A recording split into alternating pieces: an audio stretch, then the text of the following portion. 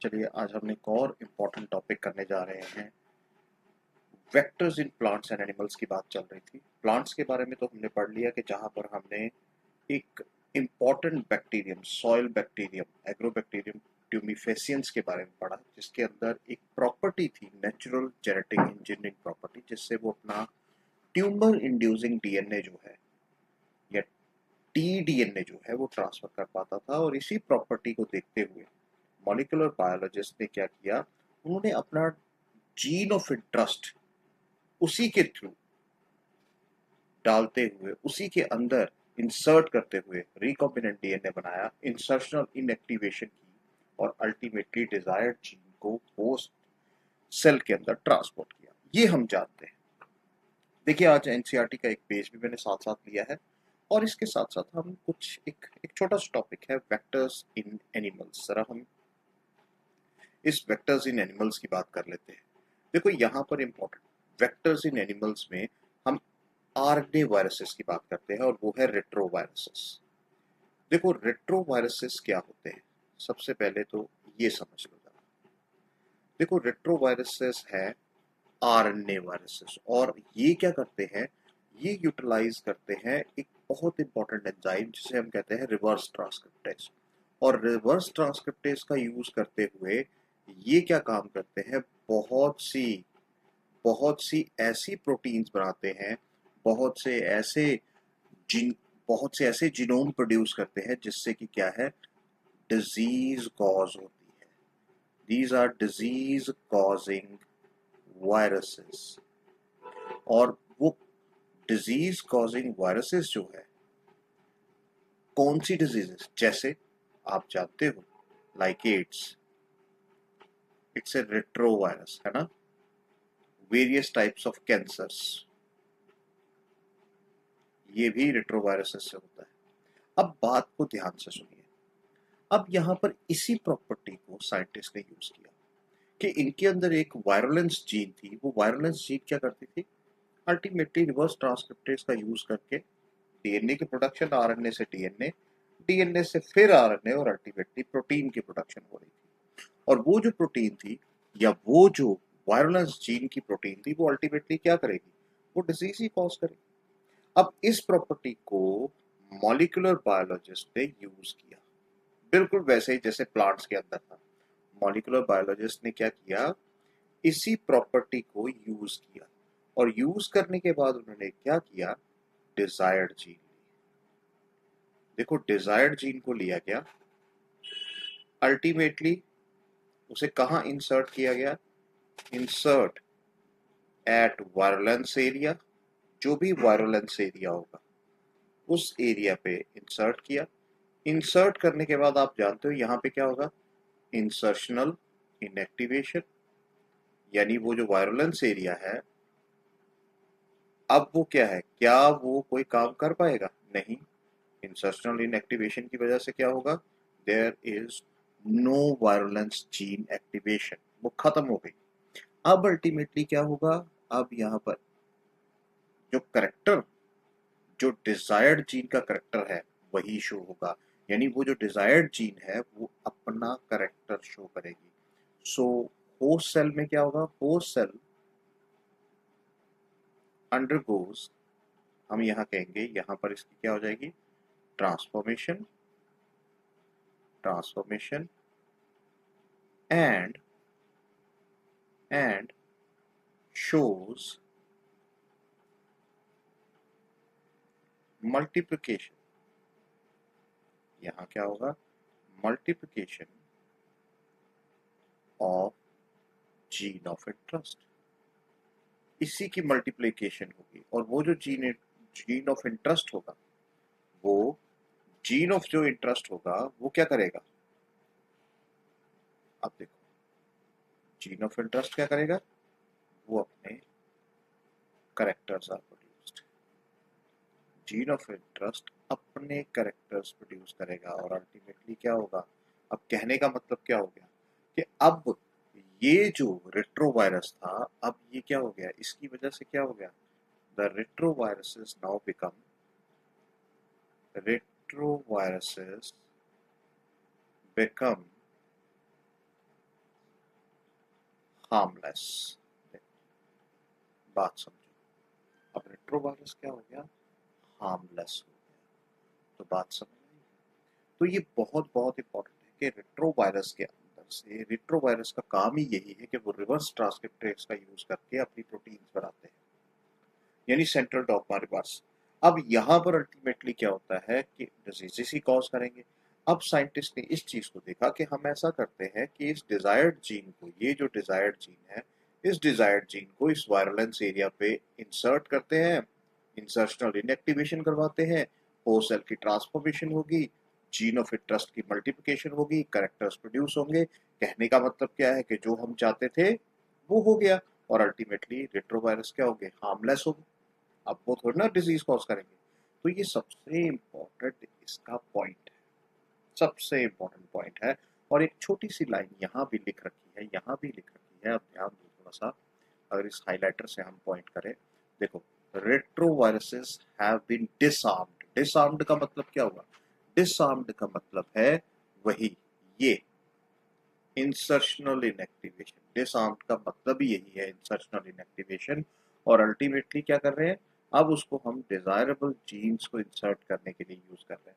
So once a gene or DNA fragment has been ligated into a suitable vector, it is transformed into a bacterial or plant or animal host where it multiplies। तो देखिए ये साफ साफ इस paragraph में आपको लिखा गया है, यानी जो चीज हम यहाँ थोड़ा सा डिटेल में ले गए हैं वो इन 4 लाइनों में बहुत ही शानदार तरीके से कहा गया है। तो इसको ये ध्यान रखिएगा, ये बहुत बहुत इंपॉर्टेंट पॉइंट हो जाता है हमारे लिए। और ये रेट्रोवायरस जो है इसको याद रखिएगा कि आरएनए वायरस है, तो ये बहुत बहुत इंपॉर्टेंट है। चलिए इस बात को खत्म करते हैं। तो यहाँ पर हमारे वेक्टर्स खत्म होते हैं, सारे जितने भी वेक्टर्स हमने पढ़ने थे वो सारे पढ़ लिए। अब हमारे पास कहानी शुरू होती है कॉम्पिटेंट होस्ट की। अब ये कॉम्पिटेंट होस्ट क्या है जरा समझ लेते हैं इसको, फिर उसके बाद बात करते हैं कि क्या चीज होती है, फिर इस एनसीईआरटी को रीड आउट करेंगे। देखिए सबसे पहली बात तो आ जाती है कि व्हाट इज कॉम्पिटेंस। देखो सबसे पहले तो इस चीज को समझो कि कॉम्पिटेंस क्या होती है। देखो हम यहाँ डेफिनेशन लिखते हैं एक कॉम्पिटेंस की, बहुत ही अच्छी डेफिनेशन है, ability to transfer, ability to transfer gene or plasmid from outside। बात समझ आ रही है, from outside is known as competence, is known as competence। यानी अगर कोई जीन बाहर से किसी बैक्टीरिया के अंदर जाती है ना, या किसी होस्ट के अंदर जाती है, या कोई प्लाज्मिड हम एंटर करवाते हैं, तो वो बेसिकली हम कहेंगे कि अब वो जो होस्ट है वो कॉम्पिटेंट है ना, वो एक एबिलिटी है उसकी कि वो कॉम्पिटेंट है ना। कॉम्पिटेंट का मतलब है लायक होना। अगर उस काम को करने के वो लायक है तो हम कहेंगे भाई हाँ द पर्सन इज कॉम्पिटेंट, वो कर सकता है। तो इसी तरह से होस्ट भी जो है वो कॉम्पिटेंट होता है। लेकिन अब देखो होस्ट को कॉम्पिटेंट बनाना पड़ता है। सबसे इंपॉर्टेंट चीज क्या है कि होस्ट को कॉम्पिटेंट बनाना पड़ता है। अब होस्ट को आप कॉम्पिटेंट किस तरह से बनाते हैं, अलग अलग मेथड से। देखो सबसे पहला मेथड जो यहाँ पर आता है, जो सबसे पहला इंपॉर्टेंट मेथड है वो है केमिकल मेथड। देखो केमिकल मेथड में हम, देखो नाम से ही पता लग रहा है कि केमिकल का यूज करते हैं। देखो हमें नाम से ही पता लग रहा है कि हम किसका यूज करते हैं, केमिकल्स का यूज करते हैं। अब सबसे इंपॉर्टेंट चीज है कि केमिकल्स का यूज करने से पहले हमें ये तय करना है, हमें ये पता होना चाहिए, क्योंकि हमने इसके बीच में अल्टीमेटली क्या करना है, हमने होस्ट के बीच में वो जो आरडीएनए है उसकी इंसर्शन करवानी है ना। आरडीएनए की हमने इंसर्शन करवानी है। लेकिन क्या आरडीएनए आसानी से इंसर्ट हो जाएगा, बिल्कुल नहीं। क्योंकि एक बहुत ही सिंपल सी बात है कि डीएनए जो है वो क्या है, डीएनए एक हाइड्रोफिलिक मॉलिक्यूल है। और अगर आप सेल मेम्ब्रेन की बात करें, अगर आप सेल मेम्ब्रेन को देखते हैं, तो आप सेल मेम्ब्रेन का फ्लूइड मोज़ेक मॉडल याद कीजिए सिंगल एंड निकोलसन द्वारा 1972 में। वहां साफ साफ है कि वहां पर फॉस्फोलिपिड बाइलेयर होती है ना, फॉस्फोलिपिड बाइलेयर है और वो जो बाइलेयर है डेट इज हाइड्रोफोबिक, वो हाइड्रोफोबिक है। तो क्या डीएनए उस हाइड्रोफोबिक लेयर से ट्रांसपोर्ट हो सकता है, ट्रांसफर हो सकता है होस्ट सेल के अंदर? बिल्कुल नहीं। इसका मतलब हमें कुछ ऐसा करना पड़ेगा, हमें कुछ ऐसा करना पड़ेगा कि वो कॉम्पिटेंट हो जाए। इसके लिए हम क्या करेंगे कि आरडीएनए को किसी होस्ट सेल के अंदर डालना है। सबसे पहला काम क्या किया जाएगा? देखो, सबसे पहला काम किया जाएगा utilization of divalent cations like calcium ions. इनका यूज किया जाएगा उस कल्चर में। उस कल्चर में जहां पर हमने आरडीएनए डाला, उसके साथ साथ हमने होस्ट सेल भी डाल दिया, हम उसमें सबसे पहले कैल्शियम आयंस डालें। अब कैल्शियम आयंस क्या करेगा? देखो, कैल्शियम आयंस क्या करेगा कि जो सेल वॉल के रिसेप्टर्स हैं, जो सेल वॉल रिसेप्टर्स हैं, यहां पर क्या होगा, rDNA gets attached with cell wall receptors. देखो, इसकी वजह से ये काम सेल वॉल रिसेप्टर्स के साथ ही अटैच हो जाएगा। बात समझ आ गई? जब सेल वॉल रिसेप्टर के साथ जैसे ही अटैच हुआ, अब दूसरा काम यहाँ क्या किया जाएगा? देखो, सेकेंड स्टेप यहाँ क्या दिया जाएगा, यहाँ पर कोल्ड ट्रीटमेंट दिया जाएगा। कोल्ड ट्रीटमेंट यानी आइस के ऊपर इसको आइस ट्रीटमेंट दिया जाएगा, फॉलोड बाय हीट शॉक। देखो, followed by heat shock. Heat shock का मतलब है उसको एकदम से हायर टेम्परेचर पे ले जाया जाएगा, ऑलमोस्ट 40 डिग्री, 2 डिग्री सी से, यानी 0 डिग्री सी। कोल्ड ट्रीटमेंट मतलब आइस ट्रीटमेंट उसको दिया गया 0 डिग्री पे, और उसके बाद एकदम से हीट शॉक दिया गया, और इसको क्या किया जाएगा, रेगुलरली अल्टरनेटली दिया जाएगा, रिपीटेडली दिया जाएगा, रिपीटेडली गिवन। ये जो मेथड है, ये मेथड है, हम केमिकल मेथड कर रहे हैं, उसको हीट शॉक दे रहे हैं। और इससे क्या होगा? देखो, इससे यही होगा कि इस रेपिटेशन से जो उसके कंपोनेंट्स है, there will be imbalance in the components of the cell wall. There will be, चलो लिख देते हैं, इम्बैलेंस। क्या होगा? Imbalance in the components of cell wall. बात समझ आ गई? तो नेचुरली सेल वॉल के कंपोनेंट्स में इम्बैलेंस तो आएगा अगर हम किसी को शॉक देंगे, है ना? तो वो तो होगा, और यही इम्बैलेंस जो है वो कारण बनेगा कि डीएनए क्या हो जाएगा, इंसर्शन। यही कारण बनेगा insertion of DNA into the host cell. बात समझ गए? बात समझ गए? तो ये ध्यान रखो, सिंपल सा मेथड है, कोई यहाँ नहीं। मैंने एक एक पॉइंट लिख रहा हूँ साथ साथ ताकि आपको पूरी समझ आए। अब देखो, ये तो बात आ जाती है होस्ट सेल कौन सा था। यहाँ हम होस्ट सेल लेते हैं, मैं यहाँ लिख देता हूँ, यहाँ जो हमने होस्ट सेल लिया वो है बैक्टीरिया। ये बैक्टीरिया की बात कर रही है।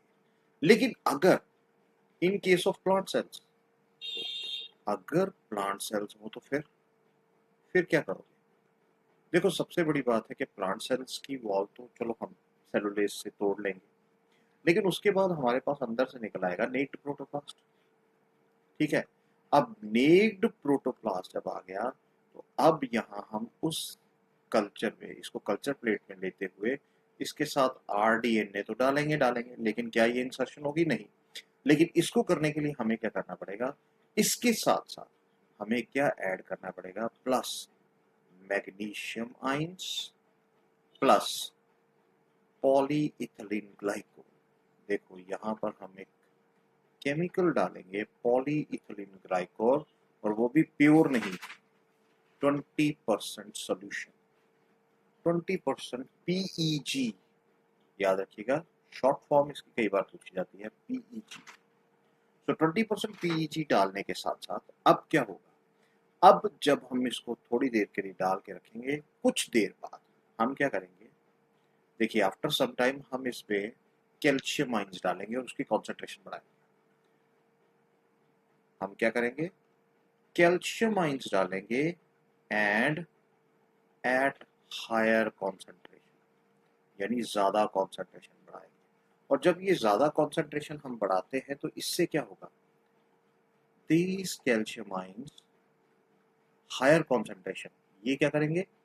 Promotes the frequency of transfer. देखो, बात समझ आई? उस ट्रांसफर की फ्रिक्वेंसी को बढ़ा देंगे। तो देखो यहाँ ये जो डाइवेलेंट कैटाइन्स हैं इनका यूज, पॉलीइथिलीन ग्लाइकोल का यूज, ये प्लांट सेल के केस में होता है। अगर हम बैक्टीरिया की बात करें तो यहाँ सिर्फ हम कैल्शियम आयंस का यूज करते हैं, लेकिन यहाँ पर हम अगर मोटा मोटा देखा जाए तो यहाँ हम मैग्नीशियम आयंस का यूज करते हैं, पॉलीइथिलीन ग्लाइकोल का यूज करते हैं और कैल्शियम आयंस का यूज करते हैं। और इस तरह से हम क्या है, हमने क्या किया, होस्ट को कॉम्पिटेंट बना दिया। होस्ट को कॉम्पिटेंट बना के हमने डीएनए जो है, जो अपना जीन ऑफ इंटरेस्ट था, आर डीएनए था, जिसमें हमने ये सारा काम किया रिकॉम्बिनेंट डीएनए बनाने के बाद, उसको ट्रांसफर केमिकल मेथड से होस्ट सेल के अंदर कर दिया। अब होस्ट सेल क्या करेगा? होस्ट सेल की प्रॉपर्टी है कि जो ये आरडीएनए है with the host cell multiply करेगा, वो उसकी प्रॉपर्टी है, उसके साथ इंसर्ट हो जाएगा। बात समझ आई? अब चलिए सेकंड मेथड हम लेते हैं। देखो जब हम सेकंड मेथड की बात करते हैं ना, तो सेकंड मेथड हमारे पास आ जाता है इलेक्ट्रोपोरेशन। अब नाम से देखो इलेक्ट्रोपोरेशन का मतलब क्या है। इलेक्ट्रोपोरेशन मतलब है कि अगर हम किसी भी होस्ट सेल के अंदर पोर्स करते हैं इलेक्ट्रिक करंट के साथ, अगर हम किसी भी होस्ट सेल के अंदर डीएनए ट्रांसफर करना है तो हमें सबसे पहले क्या करना पड़ेगा, उसके अंदर पोर्स करने पड़ेंगे। और पोर्स किसकी मदद से होंगे? इलेक्ट्रिक करंट की मदद से होंगे। लेकिन ये मेथड होता किसमें है? याद रखिए, it occurs in plant cells. ये प्लांट सेल्स में ही होता है। तो ये भी क्वेश्चन आ सकता है कि इलेक्ट्रोपोरेशन कहाँ किया जाता है? प्लांट सेल्स में। तो ये ध्यान रखिएगा। तो यहाँ हम क्या करते हैं कि हम डीएनए को होस्ट सेल के अंदर डालते हैं। ठीक है, बात समझ आई? होस्ट सेल के अंदर डालते हैं। क्लियर? और कैसे? हम उसमें पोर्स करते हैं। ठीक है, हम उसमें पोर्स करते हैं। क्लियर हो गई बात? क्लियर हो गई? तो ये मैं यहां फिर से लिख देता हूं, in the plant cell membrane, उसमें हम पोर्स कर देते हैं। That is what we call as electroporation. So understand my view of point, my view point. अब देखो इलेक्ट्रोपोरेशन स्टार्ट। अब व्हाट विल वी डू? हम क्या करेंगे? हम यहाँ पर will give long pulses of low voltage current, low voltage. हम इलेक्ट्रिक करंट देंगे, लंबी पल्सेस देंगे लेकिन लो वोल्टेज की, फॉलोड बाय, उसके बाद फिर क्या करेंगे? High pulses, high voltage with and short pulses. देखो high voltage of short pulses, हम क्या करेंगे? या ऐसे कह सकते हैं short pulses of high voltage, ऐसे लिख लेते हैं। चलो चलो ऐसे हम क्या करेंगे ताकि बिल्कुल बराबर हो जाए। चलो, short pulses of high voltage. तो देखो यहां पर क्या है, हम अल्टरनेटली ये काम करेंगे। अल्टरनेटली क्या करेंगे? सबसे पहला काम तो हम ये करेंगे कि लॉन्ग पल्सेस देंगे लो वोल्टेज की, उसके बाद शॉर्ट पल्सेस देंगे हाई वोल्टेज की। तो इससे क्या होगा? एक तरह से शॉक ट्रीटमेंट ही है। तो जब शॉक ट्रीटमेंट होगा तो यहाँ क्या होगा? Formation of holes in the cell membrane, cell membrane, ठीक है, ऑफ प्लांट सेल। और अब ultimately what will happen? What will happen? RDNA insertion, rDNA insertion into the plant cell. And in this way हम क्या करते हैं? Will make the plant cell competent and electroporation method is completed. Understood? चलिए तीसरा। अब तीसरी बात हम करते हैं, यहाँ पर जो एनसीईआरटी में आपके बहुत एक अच्छा मेथड दिया गया है, that is particle gun bombardment method. Particle gun bombardment method. अब देखो पार्टिकल गन बम्बार्डमेंट मेथड क्या है? देखो it is also known as, जो एनसीईआरटी में साफ साफ लिखा गया है, ये कुछ चीजें जो है ना, एनसीईआरटी को छोड़ना नहीं है हमने। ठीक है, it is also known as biolistics, इसको हम बायोलिस्टिक्स भी कहते हैं और हम इसे जीन गन मेथड भी कहते हैं, ठीक है। It is also known as gene gun method. Now what is the procedure? हम क्या करते हैं, will take 1 or 2 micrometer of tungsten और गोल्ड पार्टिकल, टंगस्टन और गोल्ड पार्टिकल लेंगे, है ना। हम टंगस्टन पार्टिकल लेंगे, गोल्ड पार्टिकल, फिर इसको कोट करेंगे हम किसके साथ, हम इसको कोट करेंगे विद डीएनए, ठीक है, और आरडीएनए हम उसके साथ कोट करेंगे एंड देन हम इसको बिल्कुल इन पार्टिकल्स को जैसे ही हमने कोट किया डीएनए के साथ, दे आर बम्बार्डेड विद ए, हम इस तरह से लिखते हैं 1 or 2 टंगस्टन और gold particles coated with DNA bombarded into the host cells, bombarded into the host cells। कैसे? बाय, देखो एक गन होती है जिसे हम कहते हैं हीलियम प्रेशर पार्टिकल गन, ठीक है, हीलियम प्रेशर पार्टिकल गन, इसके थ्रू हम क्या करेंगे, बम्बार्ड करेंगे, लेकिन उसका प्रेशर जो है बड़ा ही प्रॉपर रखा होगा, इतना भी प्रेशर नहीं होना चाहिए कि वो प्लांट सेल के आर पार ही हो जाए, बात समझ आ गई। प्रेशर इतना ही रखेंगे कि वो सिर्फ जो डीएनए है उसके साइटोप्लाज्म को पार करता हुआ अल्टीमेटली वहां तक पहुंच जाए जहां तक उसे न्यूक्लियस तक पहुंचना है, और वहां जाके वो आगे का अपना प्रोसेस जो है, आगे का जो अपना प्रोसेस है वो कंप्लीट करे। और ये खास तौर पे हम कहाँ करते हैं, ये भी हम प्लांट सेल्स में ही करते हैं, याद रखिएगा, it is also done in plant cells, इसको भी हम प्लांट सेल्स में ही करते हैं। तो देखो ये चीज बहुत बहुत इंपॉर्टेंट है कि प्लांट सेल्स में कौन सा मेथड किया जाता है और एनिमल सेल्स में कौन सा मेथड किया जाता है, और यहाँ पर हम एनिमल सेल्स में आ जाता है हमारा फिर माइक्रो इंजेक्शन। यहाँ पर हम क्या करते हैं, directly insert the rDNA into the host cell, हम बिल्कुल डायरेक्टली इंजेक्ट कर देते हैं with the help of a micro injection. यहाँ हम किसका सहारा लेते हैं, माइक्रो इंजेक्शन का सहारा लेते हैं, और वी डायरेक्टली इंसर्ट, देखिए मैंने जैसे पहले ही कहा, directly insert the DNA into the host cell, host animal cell.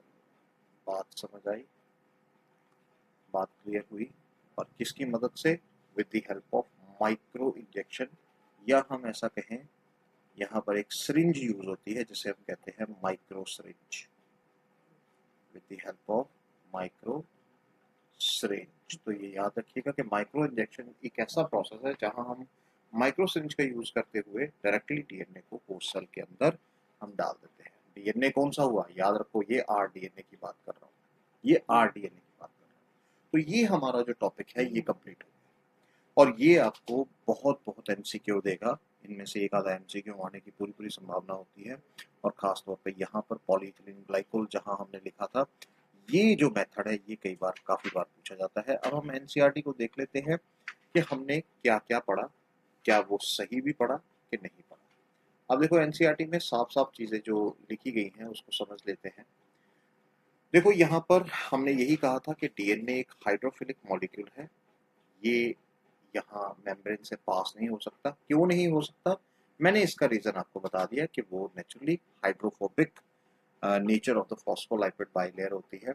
अब हमें बैक्टीरिया के अंदर जो प्लाज्मिड है ना, बैक्टीरिया से प्लाज्मिड लिया, force bacteria to take up plasmid, हम बैक्टीरिया को जबरदस्ती करते हैं कि वो प्लाज्मिड ले, पर कैसे, सबसे पहले हमें बैक्टीरिया को क्या बनाना पड़ेगा, कॉम्पिटेंट बनाना पड़ेगा, ability to take up DNA from outside. तो इसको हम कैसे करेंगे, विद डाइवेलेंट कैटाइन जैसे कैल्शियम, जो क्या करेगा, increases the efficiency with which DNA enters. अब बात समझ रहे हो, बात समझ रहे हो, मैंने यही कहा था कि वो उसकी एफिशिएंसी बढ़ाता है ना, बिल्कुल यहाँ पे हमने किया है ना कि वो उसकी एफिशिएंसी बढ़ा देता है, ये फ्रीक्वेंसी ऑफ ट्रांसफर बढ़ा देगा। तो कैल्शियम आयंस हैं, ये जितने भी ये डाइवेलेंट कैटाइन्स होते हैं, इनका काम ही ये है, क्योंकि यहाँ भी जब वो ऐड हुई, देखो यहाँ भी हमने जब कैल्शियम आयंस की एडिशन की थी, तो यहाँ क्या हुआ था, rDNA gets attached with the cell wall receptors हुआ था। तो वही चीज हमने यहाँ बिल्कुल आराम से एनसीईआरटी में दी गई है। अब क्या होता है, DNA enters the bacterium through pores in the cell wall. बात खत्म हो गई। रिकॉम्बिनेंट डीएनए फिर क्या किएगा, force then into such cell by incubating the cells with recombinant DNA on ice, है ना, followed by 42 degree heat shock method दिया। और अब क्या होगा, फिर से आइस पर यानी रिपीटेडली ये प्रोसेस किया जाएगा, और फिर क्या होगा, bacteria to take up the recombinant DNA.